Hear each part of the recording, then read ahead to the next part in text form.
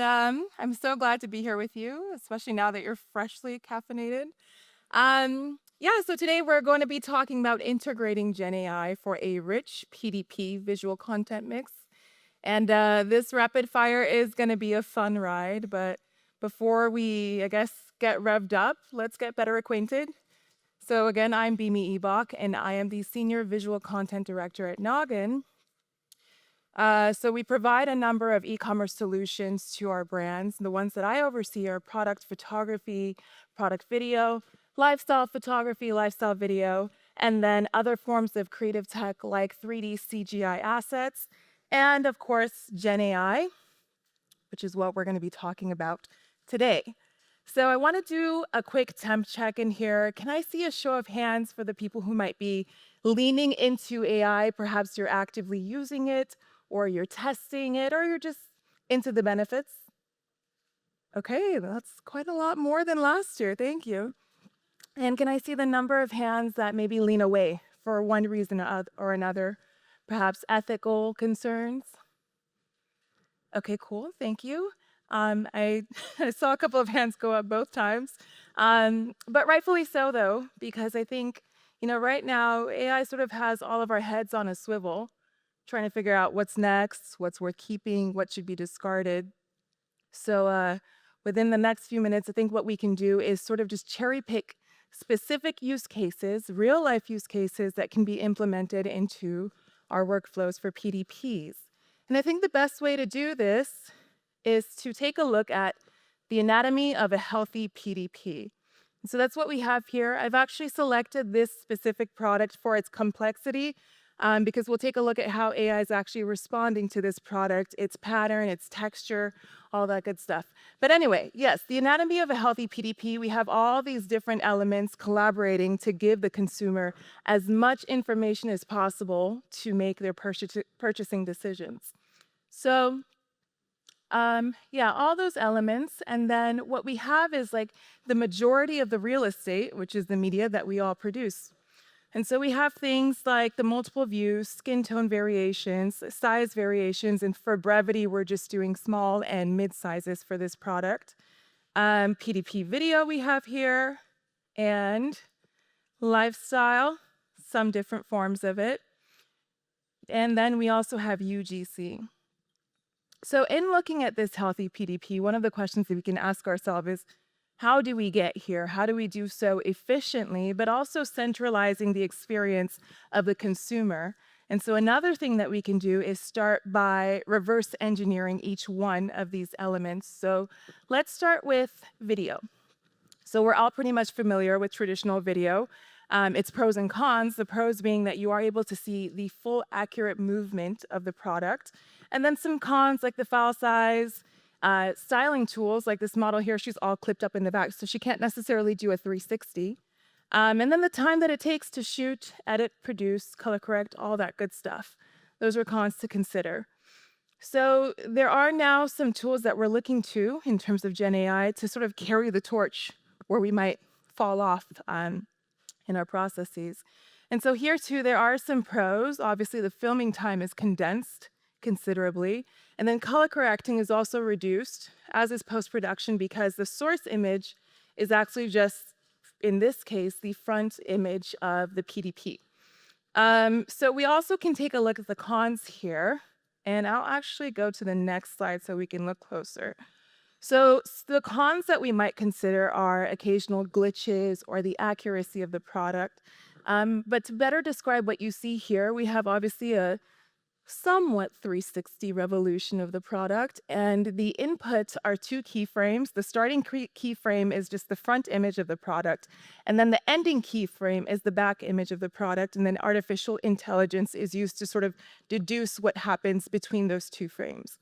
And so with this specific example, I'm actually finding that the integrity of the product is maintained, the way it moves, the translucency of the product as well. But if you look closely, you're able to see that there are some glitches in the video. But with how quickly AI is moving, this is something that we can expect to improve over time. So between traditional video or AI video, at the end of the day, the goal that we have is to inform the consumers. And so that goal is going to define which of these tools you might go with. For some, AI video would actually work well, and for others, traditional video would be better. All right, so next element is just sizing photos. So, we have our core image in multiple views, front, side, back, etc. And then for some brands, they are depicting multiple sizes in different images. So there are some AI tools for size changes, but this is something that I personally would recommend that we avoid as a community for a couple of reasons. The first is job reductions for underrepresented sizes. And I know that's something that our community has been trying to combat within the last couple of years. But beyond that, as well as the potential for product distortion. So a lot of AI tools struggle with patterns and texture. And so once it's expanding or changing a size, it's no longer correctly representing the product that we're trying to sell. And so this is something to consider, especially with these return rates that are ever climbing that we're trying to reduce, right? So that's the next element. Let's look at the other. I'm moving quickly because this is a rapid fire. So stay with me, you guys. All right, so the next is just creating images in general. And so there are a number of ways to go about this, whether you're going from flat lay to AI on model or mannequin to AI on model. But the leading route right now is to use an unrecognizable fit model as the input, and then creating other variations as you see on the screen here. Now, I'm going to tell you guys a secret.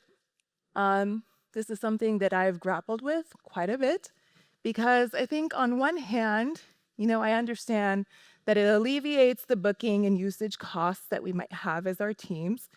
And it can also help customers visually connect with the product, seeing themselves depicted in it. But on the other hand, honestly, it's just plain weird. It's weird as hell, Oh, sorry, can I say hell? Sorry. But it's weird. This experience of sort of seeing something that's human-ish, kind of, sort of, it's also referred to as the uncanny valley.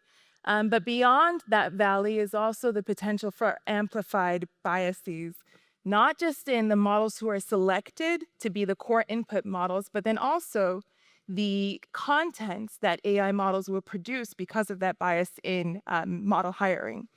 So one of the things that we are already experiencing is that bias in AI data right now. And so one of the things that we can take a closer look at is that right now there is limited quality data for certain cultural representations like Afro-textured hair that we have here as an example. And so as a result of that, it's often misrepresented in several images. I've tried over and over again, and many times it's often misrepresented. And so one of the things that our teams can use is a responsible representation guide that can help brands sort of create images that affirm the physical existence of its consumers, and then avoid those pitfalls of social backlash that would honestly rightfully be received. So these, my bullets are off, sorry y'all, but these can include things like phenotypical representations, stereotypes to avoid, and then any kind of compositions that we should avoid. And this guide can also help in traditional forms of content as well. So with all that's being said, what's the big point? This is of high importance to me. I think what we're experiencing right now is that creative technology is accelerating and expanding at warp speed. And so as a result, there's a need for cultural awareness and social responsibility to follow suit. So one of the ways that we can move towards that is having those responsibility guides that are not just generated by core teams, but also reviewed and green-lighted by ethicists or people who represent those groups that are to be depicted in our photos and videos. So AKA, we need diversity, very much so. All right, so let's move on to the next form, which is lifestyle photography. So we are all quite familiar with the process. The art director creates the concept or the brief, and then the photo shoot takes place with a set number of SKUs for a set number of hours. But then we have the opportunity now to use AI to extend the life of the photo shoot. And so there are three things that are important to me here. The first is that we can actually use the course shoot as training data and a prompting guide for the AI images that are to be created. And then it's also, this is important, an opportunity for the creatives to license their aesthetic in the images that are being made. And then lastly, this is something that also allows for brighter North Star, again, with the AI images that are created. And so here you see a quick example of that. One item that was shot on set can now be extended to different sizes or times of day that may not have made it during the photo shoot. So a general question might be, what does this process look like, right? These days, I think there's so many different solutions out there popping up almost daily. And they really run the gamut from cheap and fast to long and intensive, open source data to closed source data.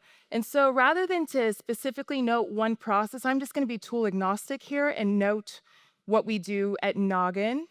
And this is a very high level process overview. And so there are three elements that are comprised here in the process. The first is the PDP photos that we use, that we shoot at our studio. And their use is input to train the tool on the product fit, the style, all that good stuff, and then also how it fits on the model. Two things to note here is that we do modify the model release so that they are privy to what they're engaging in. There's full transparency there. And then additionally, many times these images, they have to remain simple because they're then also used on third-party platforms like Bloomingdale's or Nordstrom's, what have you. So this is an opportunity for them to be repurposed. So that's the first element. The second element that we have is the creative brief. Again, that's just what the art director produces for the core shoot. And then lastly, we have the photography, which creates this sort of high-quality style direction, again, for the AI images that are to be created. Okay, so here we have the output with those three elements and a number of others combined.